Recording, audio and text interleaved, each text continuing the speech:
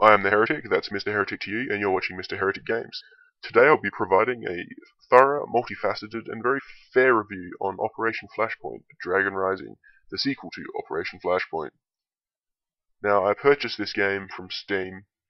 It was a special of the week, or recommended special, low price, exclusive special. It was $5 US, and that's less than $5 Australian, as we are now above parity with the US dollar, so Aussie dollar for the win. I read the reviews on this game, and they were quite good. They range from around 70 out of 100 to around 85. And when you read a review like that, with a score like that, you come to expect a certain amount of quality. And this game just did not deliver in any way, shape, or form. Did not live up to those scores. I've seen many a game that are far better than this that have gotten those scores.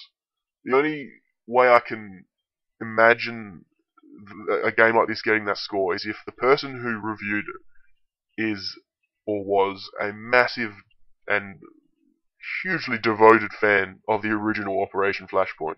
And Christ knows why that would be, because that was crap.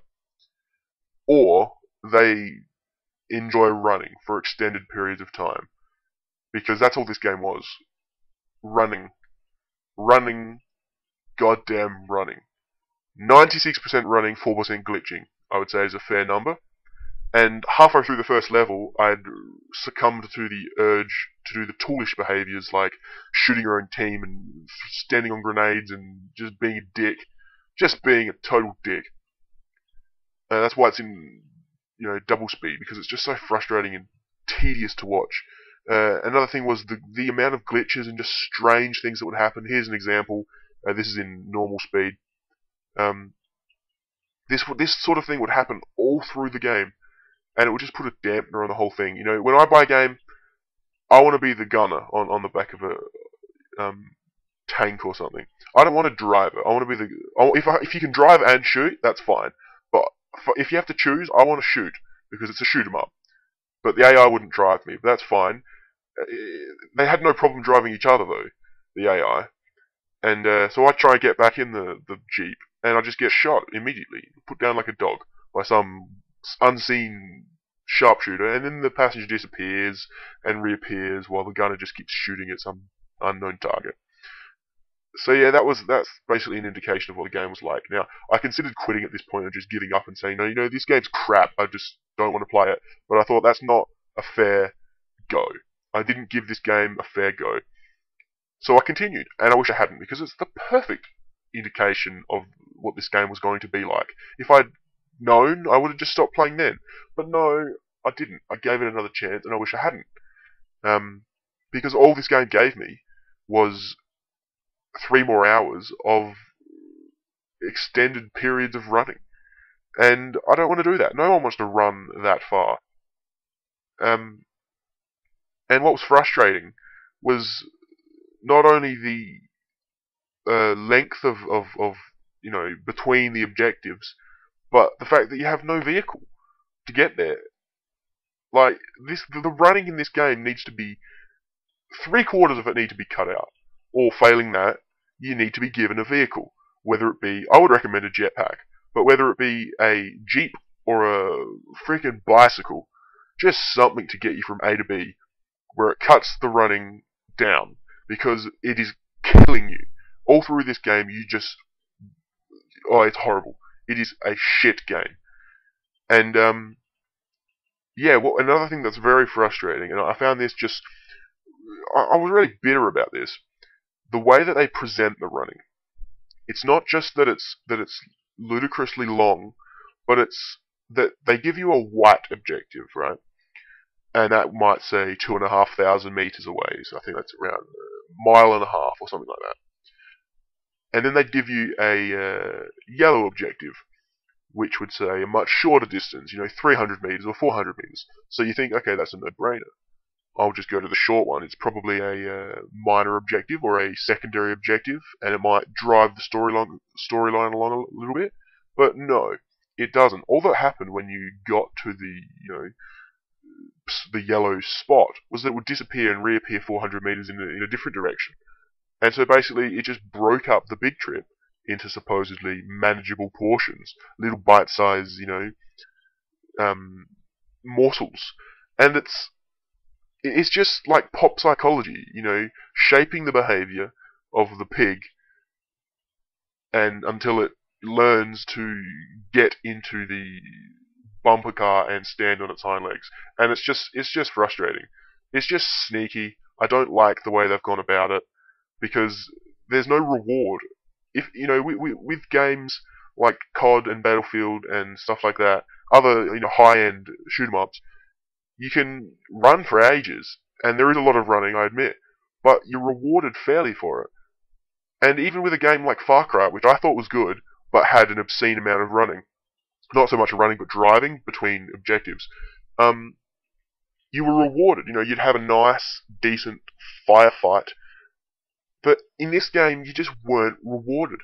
There was just nothing good about it. I cannot recommend this game. I can't imagine what was going through their minds when they created this game. I can't fathom or even comprehend why they would have put so much running, and what made them think it was a good idea, and what made them think it was acceptable in a game. I'm trying to,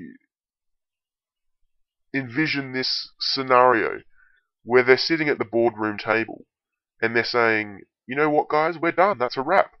Congratulations. Pat yourselves on the back. Let's go get Chinese. And I just can't. I just don't understand what was going through their minds to think, you know what, that amount of running in the game is the perfect amount. There's no need to change that, to cut it down, or to make it bearable, We'll just leave it at that. That's fine. And to think that they were willing to sell this at the retail price. I bought it for $5, but it was on special. The retail price was $30, and that was I'm late to the party on this. I admit that. This is a few years old. Now, originally it was probably retailed for $65 or something like that, and I would never pay a price like that for this sort of game.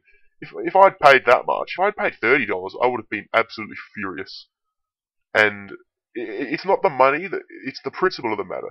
Now, I'm not, angry that I spent $5 and wasted $5. I'm angry that they created a game and actually thought it was good, and it actually got rated as being good. Who do they pay off to get a rating like that? I've seen games that are far, far better than this, far funner, better gameplay, better storyline, and they get 70 to 84, and that's a decent grade. And that's why I thought, you know what, that's a good mark. I'm gonna give it a burler. But no, it was crap. Don't buy this game. Don't tell your friends to buy this game unless you're playing a prank on them. It's just, there's nothing good about it. I will say the graphics are fine. I don't have a problem with them. Some of you who know a lot about graphics or whatever may question that and say there's plenty wrong with the graphics, but on my computer it was fine. I wouldn't really fault them. I'm not professing to be an expert on graphics or anything like that, or on gaming for that matter. I'm just your average gamer, not even that good gamer. But I enjoy it, and I know what I like, and this is not it. This is not even in the ballpark of what I like. They've just missed the mark so much, by such a distance, that it's just embarrassing for them. So yeah, in summing up, I give this game 40 out of a possible 100. That's an academic fail. And I'd say don't buy this game, whether it be for $5 or 50 cents. Invest in a bag of marbles and eat them one after the other, and enjoy hours of agonizing pain later. And it'll be twice as fun as playing this game. I guarantee. I did not even finish it. I just couldn't get through it. So thanks for watching. Subscribe if you like. But yeah, avoid this one like the plague. And seriously, I mean it. Cheers.